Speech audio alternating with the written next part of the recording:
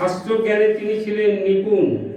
তার রাজ্যে সর্বত্রই মনোরম আনন্দপূর্ণ এক দিব্য পরিবেশ লক্ষ্য করা যেত। প্রজারা ছিলেন বিষ্ণু ভক্ত পরায়ণ, সকলেই একাদশী ব্রত পালন করতেন। ওই রাজত্বে যারা থাকতেন তারা সকলেই একাদশী ব্রত পালন করতেন। তার রাজ্যে কোনো অভাব অমঙ্গল ছিল না। এইভাবে প্রজাদের নিয়ে রাজা চিত্ররথ সুখে দিন যাপন করতে থাকেন। একসময় ফাল্গুন শুক্লপক্ষের দ্বাদশী যুক্ত আমলকি একাদশী তিথি সমাগত হওয়ায় রাজ্যে সকলেই এই ব্রত পালনের সংকল্প করলেন। ওই দিন রাতে স্নানের পর প্রজাদের নিয়ে রাজা ভগবান বিষ্ণুর মন্দিরে যান। সেখানে সুবাসিত জলপূর্ণ কলস, ছত্র, বস্ত্র, পাদুকা, পঞ্চরত্ন ইত্যাদি দিয়ে সাজিয়ে স্থাপন করেন। তারপর ধূপ দীপ যত্ন সহকারে মুনি ঋষিদের দ্বারা শ্রী পরশুরাম মূর্তি সম্বলিত আমলকি পূজা করেন।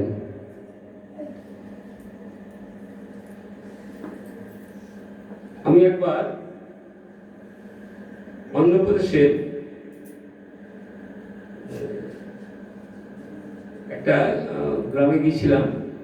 ওখানে রাম মন্দির আছে, মানে ওই যে মা সবরী প্রতিদিন আশা করে থাকতেন কবে রাম আসবে, আমি তার সঙ্গে দেখা করব। তো সেখানে গিয়ে দেখি রাম ঠাকুরকে যে পুজো দেবে, সবাই পুজোর ফুল নিচ্ছে, প্রসাদ নিচ্ছে। প্রসাদে দেখি শুকনো শুকনো কালো কালো এইটুকু, এগুলো কি গো? বলে আমলকি।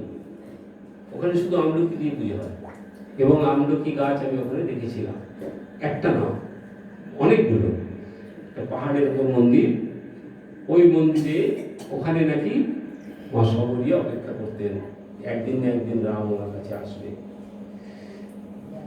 রাজমন্দির থেকে যেতে হয়, বিজয়ওয়াড়া থেকেও যাওয়া যায় ওই জায়গায়। উনি নিজে, আমি ওটাই বলতে যাচ্ছিলাম যে উনি কিন্তু দেখতেন যে কোনটা টক, কোনটা মিষ্টি, কোনটা টক, কোনটা প্রতিদিন। এবং যখন তাকে প্রসাদ দিয়েছিল সেটাও কিন্তু এঁঠো প্রসাদ খেতে দিয়েছিলেন। সেখানে দেখেছিলাম আমলকি ভগবানকে অন্য কোনো প্রসাদ দিয়ে, শুধু আমলকি প্রসাদ দেওয়া হয়। সেই আমলকির কত গুণ আমরা খুব সহজেই পেয়ে যাই। তো হে পরশুরাম, হে রেণুকা সুখবর্ষ, হে ধাত্রী, হে পাপ বিনাশিনী আমলকি, তোমাকে প্রণাম জানাই। আমার অর্ঘ্য জল গ্রহণ করো। এইভাবে দিনে যথাবিধি পূজা, স্তব আদি নিত্য গীত করে রাজা ভক্তি ভরে এই বিষ্ণু মন্দিরে রাত্রি জাগরণ করতে লাগলেন। প্রতি একাদশীতেই বলি, আমরা এই একাদশীর ফল সম্পূর্ণ পাবো না, তার কারণ আমরা রাত্রি জাগরণ করি না। রাত্রি জাগরণের কথা কিন্তু বারবার বলা হয়েছে, আমরা কিছু করি না।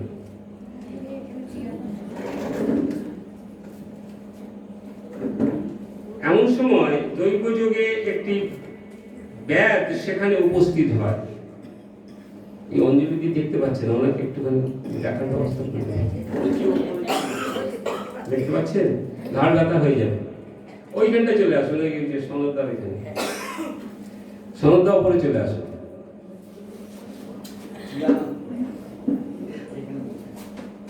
এমন সময় দৈবযোগের একটি ব্যাধ সেখানে উপস্থিত হয়।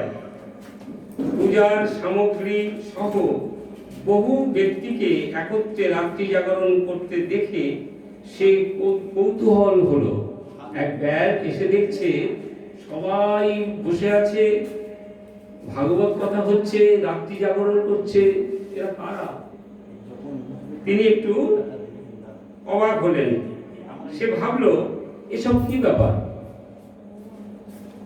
বিষ্ণু মন্দিরে প্রবেশ করে সে বসে পড়ল, কলসের উপর উপস্থিত বিষ্ণু মূর্তি দর্শন করলো। সেই যে কলস নিয়েছিল, ফুল দিয়ে সাজিয়েছে, সেই দিকে তাকিয়ে দেখলেন ভগবান বিষ্ণু এবং একাদশীর মাহাত্ম্য সে মনোযোগ দিয়ে শুনতে লাগলেন।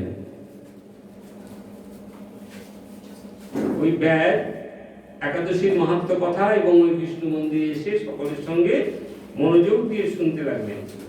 সারাদিন ওই ব্যাস কিছু আহার করেনি। এইভাবে ক্ষুধায় কাতর হয়ে সে সেখানে রাত্রি জাগরণ করলেন। পরদিন প্রজাসহ রাজা নগরের দিকে যাত্রা করলেন। এই ব্যাধও তার গৃহে ফিরে গেলেন। এরপর এক সময় ব্যাধের মৃত্যু হলো। একাদশীতে রাত্রি জাগরণের ব্রতে প্রভাবে সেই ব্যাধ পরবর্তী জন্মে এক রাজ্যের অধীশ্বর রূপে নিযুক্ত হলেন। মানে ওই যে ভগবানের কথা শুনেছিল একদিন, আপনারা তো কতদিন শুনেছেন, তার মানে আপনারা প্রত্যেকে রাজরানী হবেন। কারণ সত্যি কথাই, এটা কোনো যারা একাদশী পালন করে, যারা একাদশী ভগবানের, শুধু এই একটু আগে একজনের সঙ্গে কথা বলছিলাম, আমার থেকে জানতে এসছে, দাদা আমি সোজাসুজি দেখা হয়নি, আজকে এসেছিলেন, ওই আমাদের ইউটিউবগুলো ফলো করেন, বলছে ভাগবত কথা শুনতে শুনতে আমার খুব ভালো লাগে। তো এই ফল কি? আমি তো রাজা হয়ে বসেই আছি, আমি তো রাজা হয়ে বসে আছি, তোমরা আমার প্রজা, তাই না? আমি যা বলছি কি সুন্দর, ভুল বললেও তোমরা শুনছো, ঠিক বললেও শুনছো। গোবিন্দ তো কৃপা করেছেন, না করলে আমরা সবাই এক জায়গায় কেন? আমি তো বলি শত জনমের কত সাধনায় আমরা সকলে এক জায়গায় হয়েছি। এ কি এক জনমের ফল? জনম জনম পাওয়া যায়। পরদিন প্রজা সহ প্রজাদের নিয়ে নগরের দিকে যাত্রা করলেন এবং সেই ব্যাধও তার গৃহে ফিরে গেলেন। এরপরে ব্যাধের মৃত্যু হলো। একাদশী জাগরণের ফলে পরবর্তী জন্মে এক রাজার অধীশ্বর রূপে তিনি নিযুক্ত হলেন। জয়ন্তী নামে এক নগর ছিল, সেখানে বিদুরথ নামে এক রাজা বাস করতেন। ওই ব্যাধ বিদুরথ রাজার মহাবলীর পুত্র রূপে জন্মগ্রহণ করলেন। রাধে রাধে। তার নাম হলো বসুরথ।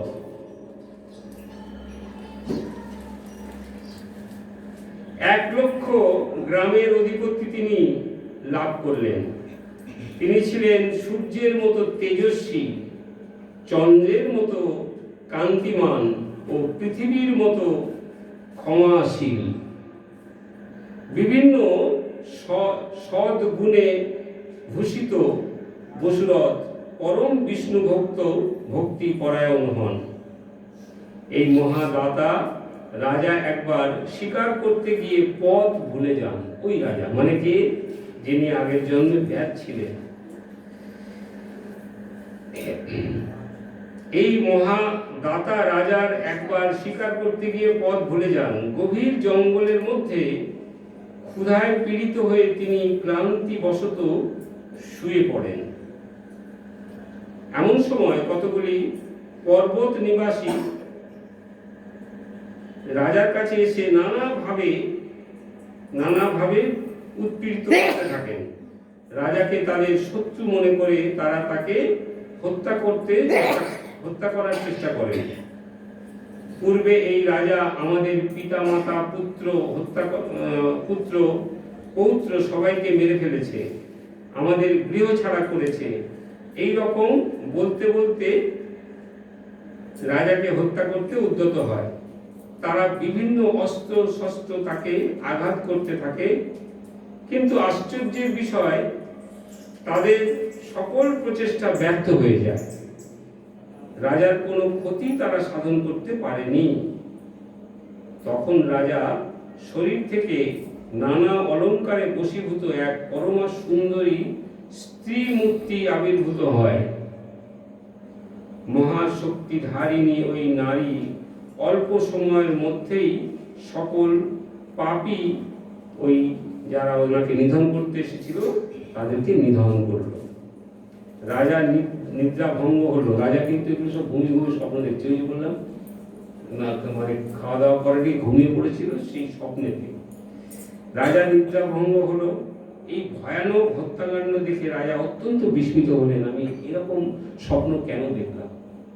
আমি তো ঘুমিয়ে পড়েছিলাম, এটা তো কোনোটাই বাস্তব নয়, সবটাই স্বপ্ন। এইরকম স্বপ্ন কেন দেখলাম? কেউ আমাকে এসে ভীষণভাবে হত্যা করলো, তারপরে আমার থেকে একটা নারীর মূর্তি সৃষ্টি হলো, তারা এদেরকে নিধন করলো, কি হলো? তিনি বলতে লাগলেন, আমার শত্রুদের হত্যা করে কে? আমার প্রাণ রক্ষা করলো কে? এমন কৃপালু কে আছে? আমি তার প্রতি আমার কৃতজ্ঞতা প্রকাশ করছি।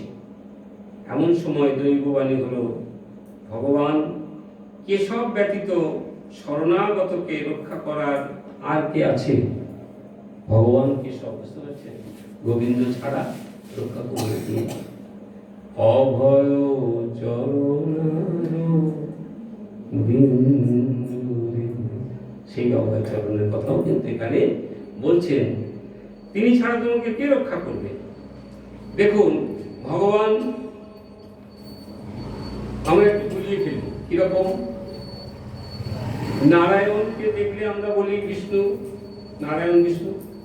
নারায়ণকে দেখলে বলি তিনি ভগবান। তিনি কি কৃষ্ণরূপ? না। কেন নয়? যিনি ক্ষীরোদশায়ী ভগবান তিনি নারায়ণ, তার থেকে সৃষ্টি হলো ব্রহ্মা বিষ্ণু মহেশ্বর, হলো তো?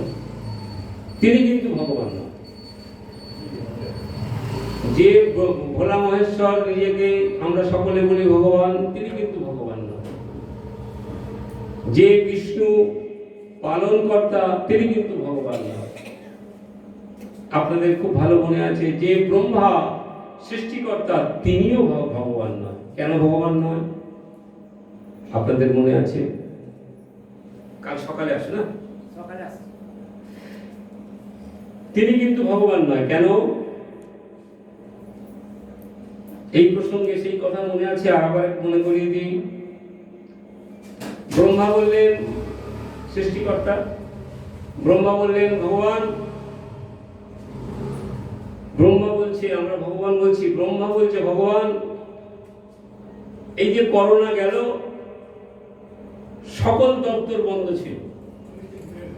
ব্রহ্মা বিষ্ণু মহেশ্বর, বিষ্ণু পালন করেছে, তার কোনো কাজ ছিল না, কোনো চাকরি বাকরি কেউ কিচ্ছু করেনি, ঘরে বসে খেয়েছি আমরা, খেয়েছি না? আর মাঝে মধ্যে হ্যাঁটা বলবেন তো, না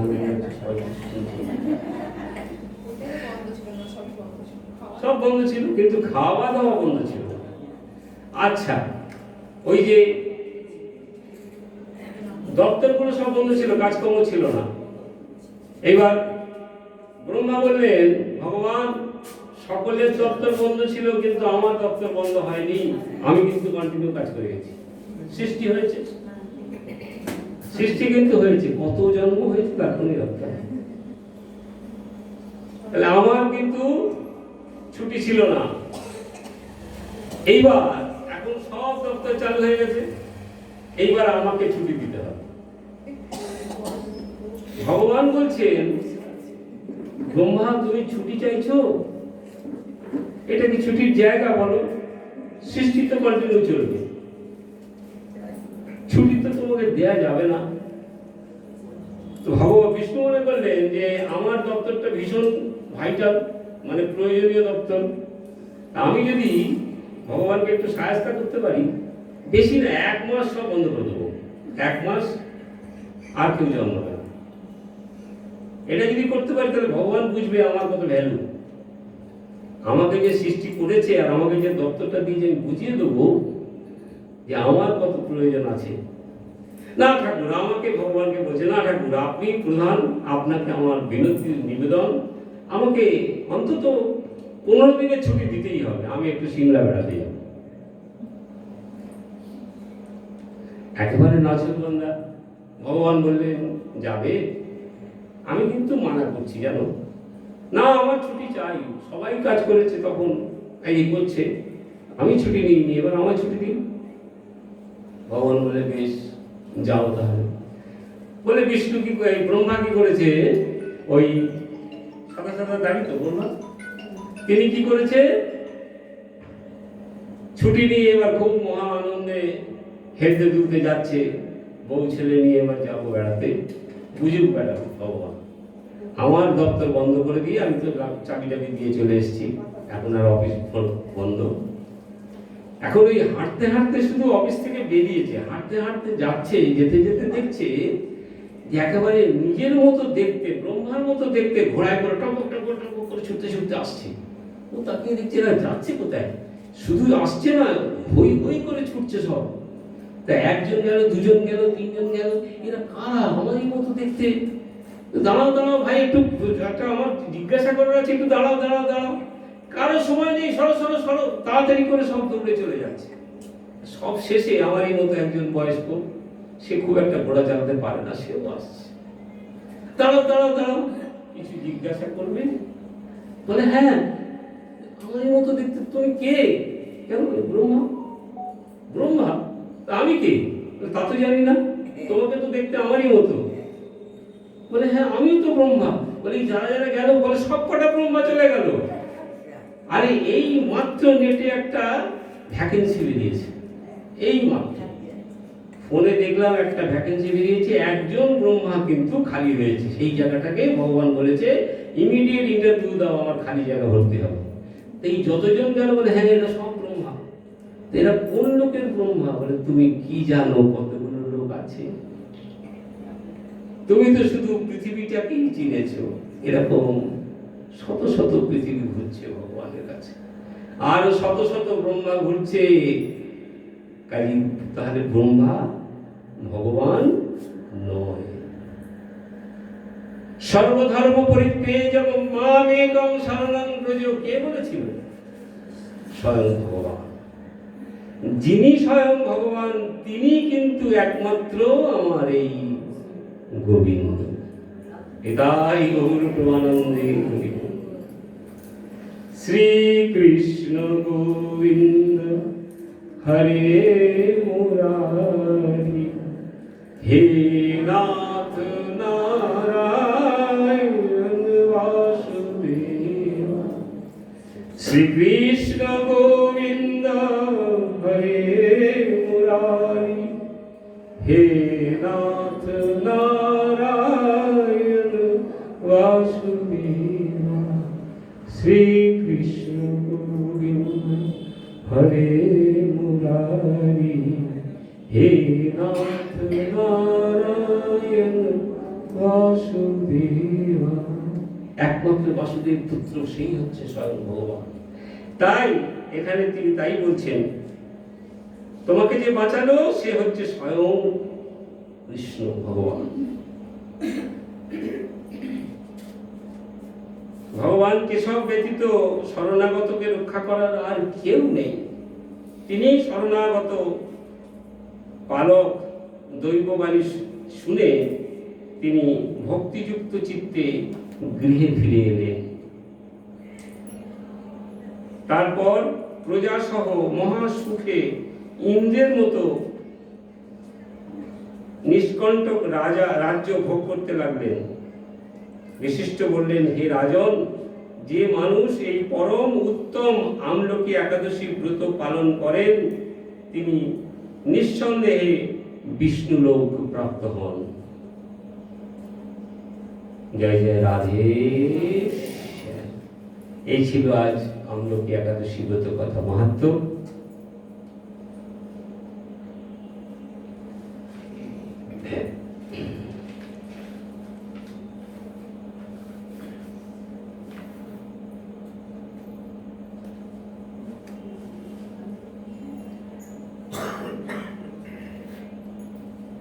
এবার বলি ভক্ত পুণ্ডরীকের একটা ছোট্ট কাহিনী। বাবা বলছেন পুণ্ডরীক বৌমা কোথায়? এক একবারে গল্পের মতো করে বলছি, তাহলে খুব বুঝতে সুবিধা হয়।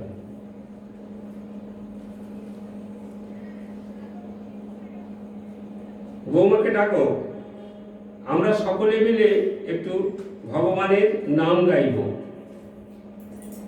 সবাই থেকে বৌমা গায়, বলতে নেই।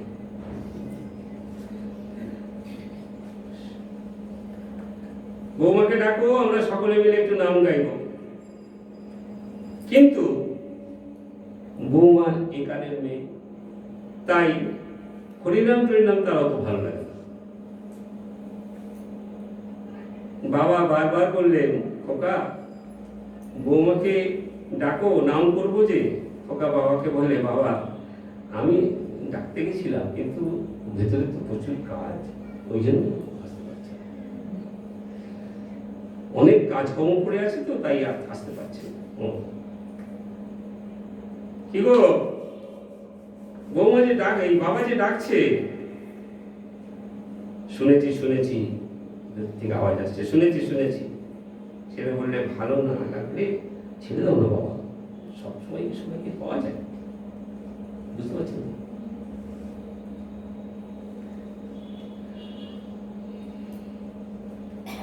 কিন্তু বাবার কথা রাখতে বৌমা এলেন, বললেন, ওই তো এসেছে, তুই নাম করছিস, এই তো এসেছে, বসেছে, আমাদের সঙ্গে নাম করো, নাম করো। বাবা ছেলেকে বললেন, খোকা আগামীকাল তোর মা আর আমি দুজনে মিলে কাশী ধামে যাব। এই যে আমরা গেছিলাম, ওই কথাটাই বলছি আর কি। কাশী ধামে যাব,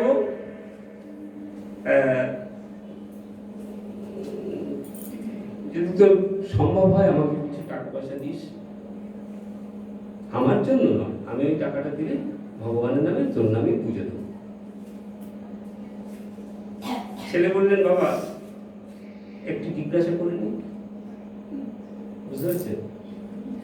জোরে জোরে বলতে পারবো কিন্তু আমি বলে দিচ্ছি, যাই ভাবে একটু জিজ্ঞাসা করে নি।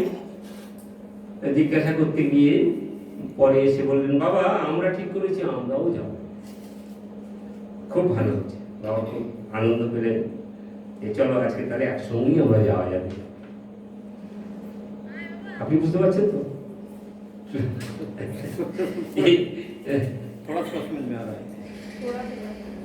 তবে আমরা যাবো একসঙ্গে, কিন্তু আমরা একটু আলাদা যাব। কেন জানো? তোমার বৌমা খুব একটা ভালো করে, তোমরা যেরকম ভাবে যাচ্ছ, ওই ট্রেনের টিকিট কাটবে, তারপরে এসিতে নয় ওই স্লিপার ক্লাসে, ওইভাবে আমরা যেতে পারবো না। আমরা একটা গাড়ি ঠিক করেছি, দুজনে মিলে গাড়িতে করবো। তোমরা যেমন যাচ্ছে যাও, তবে দেখা হবে কাশিতে সবার সঙ্গে। বাবা বলেন, তাই হবে। পরের দিন সকালে ছেলে একটি গাড়ি ঠিক করলো, বেরিয়ে পড়ল। গাড়িতে উঠে বৌমা তো সেই, বুঝতে পারছেন, এইরকম এরকম করে চলে। এখন নিচে ইট দেওয়া আছে না কাঠ দেওয়া আছে ভগবান জানে, তবে পাগল বলতে একেবারে একটুখানি যেতে না যেতেই শুধু পড়ে যায়নি, জুতোর ইট খুলে গেছে, জুতোটা পাতলা পাতলা হয়ে গেছে, মানে এরকম হয়ে আছে। এখন জুতো সেলাই করতে যেতে হবে, মুচির কাছে ছিঁড়ে গেছে, এইবার মুচির দরকার তো। রাস্তায় যেতে যেতে বারবার বলছে, কি গো দেখো না একটা মুচির দোকান, দেখো না একটা মুচির দোকান, তুমিও ওদিকে দেখো আমিও ওদিকে দেখছি। দেখতে দেখতে গাড়ি নিয়ে যাচ্ছে, যেতে যেতে যেতে যেতে একটি মুচির দোকান পেল। মুচির নাম ছিল পুণ্ডরিক।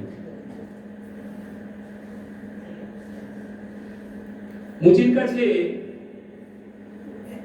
যাচ্ছে, ছেলে কি করেছে বলে, আমাকে তুমি গাড়িতে বসো, আমাকে জুতো দুটো দাও। তো তিনি হাতে করে জুতো নিয়ে যাচ্ছে পুণ্ডরিকের কাছে। পুণ্ডরিক বলছে, বাবা সবই তো ঠিক আছে, তা জুতোটা কার? বলছে, আমার স্ত্রী। সে আসতে পারলো না, তুমি নিয়ে দে। না না, সে আসতে পারলো না, জুতোটা ঠিক করে দিন এবং পয়সা কত হচ্ছে নিয়ে নিন। পুণ্ডরিক কি করেছে, জুতো তো ঠিক করে দিয়েছে কিন্তু পয়সাটা নেয়। বলছে, না বাবা আমি পয়সা নেবো না। কেন নেবো না? তোমরা যাচ্ছ কাশী ধামে, তোমরা পুণ্য করতে যাচ্ছ, তা আমি ঠাকুরের কাছে একটা সংকল্প করেছি, যদি কোনো পুণ্য করতে যায় কোনো ব্যক্তি, তার যদি কোনো কাজ করে দিই, আমি তার থেকে পয়সা নিই না, কারণ আমি তো নিজে যেতে পারবো না। আমি সারাদিন এই জুতো শাড়ি আর সংসার চালাই। এই প্রসঙ্গে বলে রাখি, মুচি হয়ে সূচি হয় যদি কৃষ্ণ, সূচি হয়ে মুচি হয় যদি কৃষ্ণ। যে ভগবান একবার, আপনারা भक्त मुझे कौन मतलब जूता सिलाई करने वाला? अच्छा अच्छा। ও ওনার কাছে এসেছিল, नाम কি ছিল? जो मुची था उसका नाम क्या था? जिसका पास भगवान आके नारायण को लेके गया था। ओ তোমরা সবাই মনে করো। रविदास রুইদাস, रविदास रविदास রুইদাস रविदास রুইদাস এতই গরিব ছিল, বাবা বলেছিল রুইদাস, তোর ভগবানের প্রতি এত ভক্তি, কিন্তু কাজ না করলে তো সংসার চলবে না বাবা। তো বললেন, বাবা আমার কি করা উচিত বলো? বলে, দেখ যত লোক আসবে তাদের জুতো সারাবি, আর প্রতিদিন দুটো করে জুতো তৈরি করবি, নতুন জুতো তৈরি করবি, এক জোড়া বিক্রি করবি যেটা দিয়ে তোর সংসার চালাবি, জিনিসপত্র কিনবি, আরেক জোড়া বিক্রি করবি, সোজাসুজি ভগবানের সেবায় দিবি। দু জোড়া, তিনি কোনোদিন তিনটে জুতো তৈরি করেননি। একদিন এমন একটা অবস্থা হলো, সেদিনকে দুটো জুতো বিক্রি হয়নি, এক জোড়া জুতো বিক্রি হয়েছে। প্রতিদিন দু জোড়া জুতো বিক্রি করেন, এক জোড়া দিয়ে সংসারের সবকিছু কেনে, চামড়া কেনে, সুতো কেনে, যা যা যাবতীয় জিনিস কেনে, আর এক জোড়া বিক্রি করে ভগবানের সেবা দেয়। ঠিক না? একদিন ভগবান পরীক্ষা করছেন, সবই তো তার খেলা গো, খেলিছ বিশ্ব লয়ে, সবই তো তার খেলা।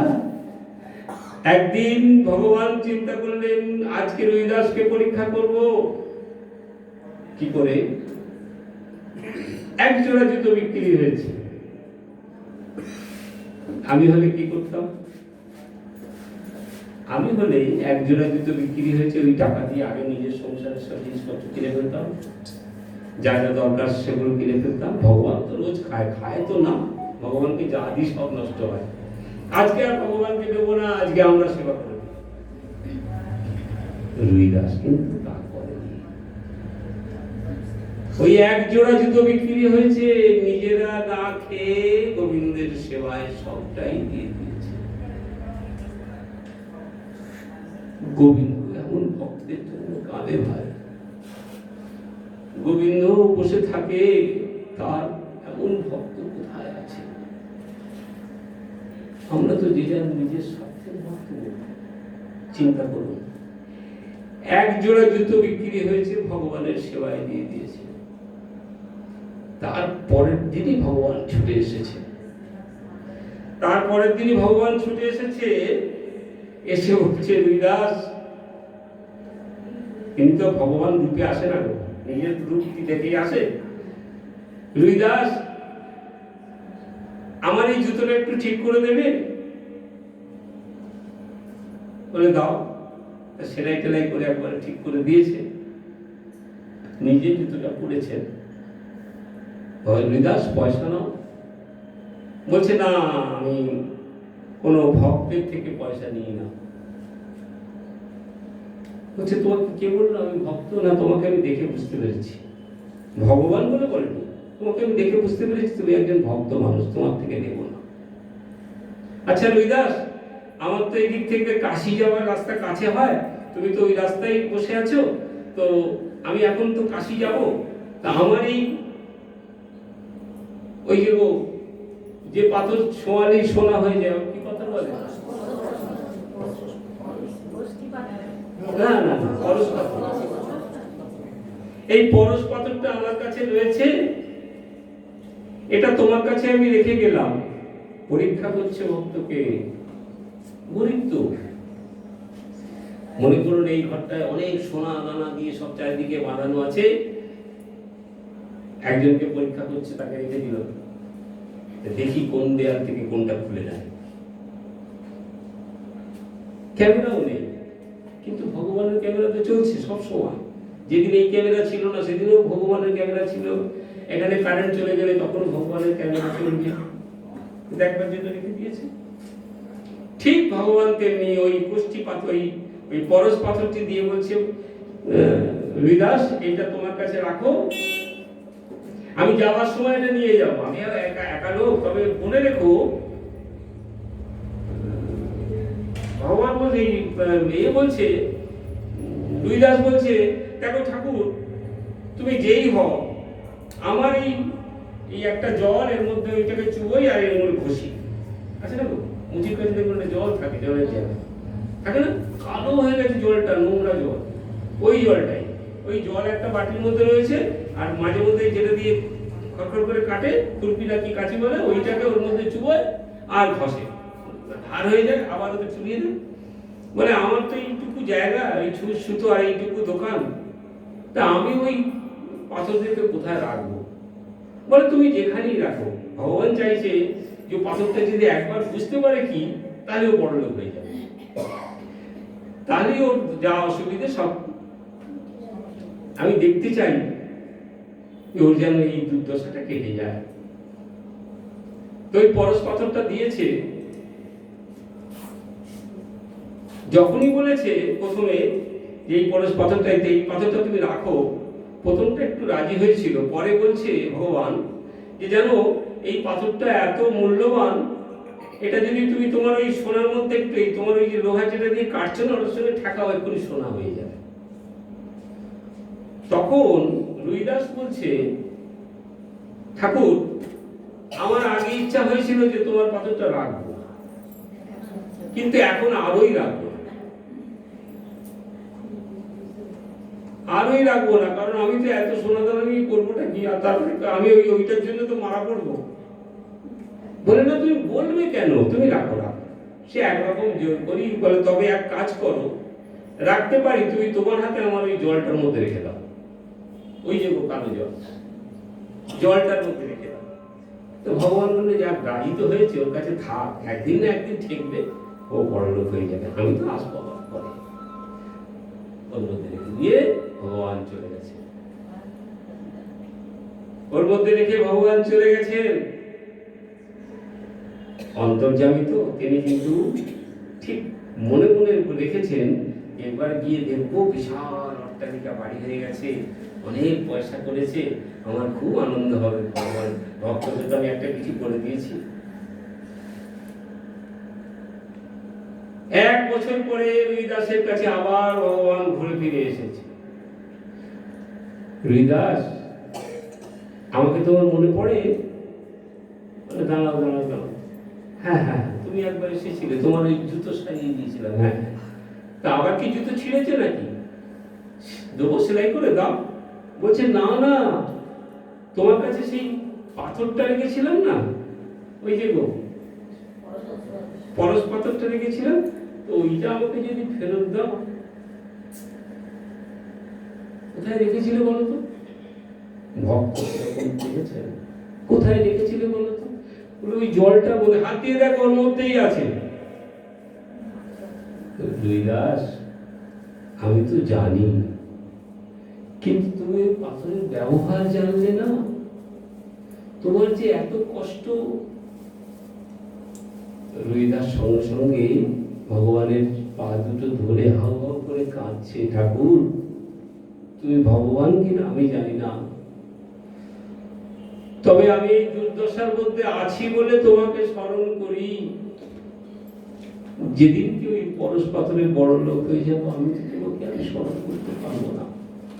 তাই আমি কোনোদিন ভেবেই দেখিনি যে পরশ পাথর ছোঁয়ালে সোনা হয়।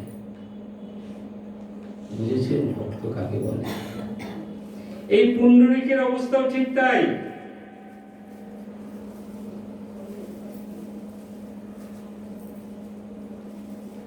কাশীধামে যখন পয়সা দিলেন এবং ডুব দিলেন, না তার আগে জুতো ঠিক করে দিয়ে পয়সা নিলেন 10 টাকা, গুলিয়ে ফেলছি জানেন তো, কারণ এমন একটা জায়গায় চলে, যাই হোক, জুতো ঠিক করে দিয়ে এবং পয়সা নিলেন না, বরঞ্চ 10 টাকা একটা কয়েন দিয়ে বলল, বাবা তুমি যখন কাশীধামে যাচ্ছ আমার এই পয়সাটা নিয়ে মা গঙ্গার কাছে দিয়ে দিও। ওই যে জুতো সেলাই করে দিল, সেই বইয়ের হিলতলা জুতো মনে আছে, ওটা ঠিক করে দিয়েছে, ঠিক করে দিয়েছে। আবার পয়সা না নিয়ে ওই 10 টাকার একটা কয়েন দিয়ে বলছে, বাবা তুমি, আমি তো যেতে পারবো না, গরিব মানুষ, তুমি যখন যাচ্ছ আমার থেকে এই 10 টাকা নিয়ে যাও, তুমি যখন মা গঙ্গায় স্নান করবে এই পয়সাটা গঙ্গা আমাকে দিয়ে দিও। কাশীধামে যখন ওই পয়সা দিলেন এবং ডুব দিলেন, ডুব দিতেই একটি সোনার বালা হাতে পেল ওই ছেলেটি। পুণ্ডরীক বুঝতে পারলেন ওই মুচি সাধারণ নয়, তাই আবার ফিরে ওই মুচির কাছে গেলেন এবং বললেন, মুচি ভাই এই বালাটা তোমার, তুমি নাও। মুচি বলল, না ওটা তুমি নিয়ে যাও। না, গঙ্গায় স্নান করতে গিয়ে তো আমি এটা পেয়েছি, তুমি যে 10 টাকা দিয়েছিলে ওই 10 টাকাটা দিয়ে ডুব দিয়েছি, ডুব দিয়ে যখন বসেছি তখন দেখি এই বালাটা হাতে এসেছে। এটা, এই বালা কিন্তু মা অন্নপূর্ণা ওনাকে দিয়েছে, ওই মুচিকে দাও। একবারে একই জিনিস, যে এই বালাটা নিয়ে ওই যে মুচির কাছে 10 টাকা দিয়েছিল তাকে গিয়ে দাও। মুচি বলে, না না ওটা আমার নয়, ওটা গঙ্গায় স্নান করতে গিয়ে তুমি পেয়েছো, ওটা তোমার। বলে, দেখো মুচি ভাই, ছোট্ট একটা জল রাখার পাত্রে যেখানে থেকে অন্নপূর্ণা মা তার একটা হাতের বালা রেখে দিলেন, পরে স্বামী স্ত্রী দুজনেই ওই মুচির পরিবারে বললেন, আমাকে ক্ষমা করে দিন, আমি আপনাকে চিনতে পারিনি। ভগবানকে চেনা কে, ওই ভক্তকে চেনা কি এত সহজ নাকি? কোন ভক্তের মধ্যে কি আছে কেউ বলতে পারে? একবার মহাপ্রভু এইরকম করেছিলেন, আর কদিন পরেই দোলযাত্রা উৎসব, তাই না? মহাপ্রভুর শুভ জন্মদিন। আমরা জন্মদিনে কত কেক কাটি না? এইবার আমরা দোল পূর্ণিমায় যে আসছে ওই দিন মহাপ্রভুর জন্মদিন, আমরা কি করব? কেক কাটবো, মালসা দেব। এসো এসো মহাপ্রভু করি নিবেদন, বলি না মহাপ্রভু এসো, কি দেবো? চিরা, দই, দুধ, হ্যাঁ এইসব দিয়ে তোমাকে প্রসাদ দেব। এই কেক কাটা সিস্টেমটা তো আমরা করেছি, এটা কিন্তু ভালো সিস্টেম নয়। এই দিন তাহলে কি আমরা চিড়ে মারবো? আমার জন্মদিনে যদি চিড়ে মারতে হয় সবাই আসবেন তো? বাবা জন্মদিনে কোথায় অন্য কিছু হবে, চিড়ে মারা, ভগবানেরা খেয়ে দিয়ে কাজ নেই, হ্যাঁ তো চায়, কিন্তু সেখানে তাই করতে হবে।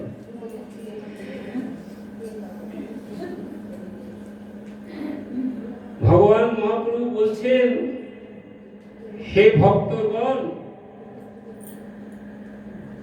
তোমাদের আমাকে কর দিতে হবে, কর। তা লেখক যিনি লিখছেন কে? চৈতন্য চরিতামৃত কে লিখলেন? বলো। কৃষ্ণদাস কবিরাজ। তিনি বলছেন, প্রভু তুমি এই ভক্তদের থেকে কর চাইছো কেন? কর আমরা কোন জায়গায় দিই? সরকারকে কর দিই, না?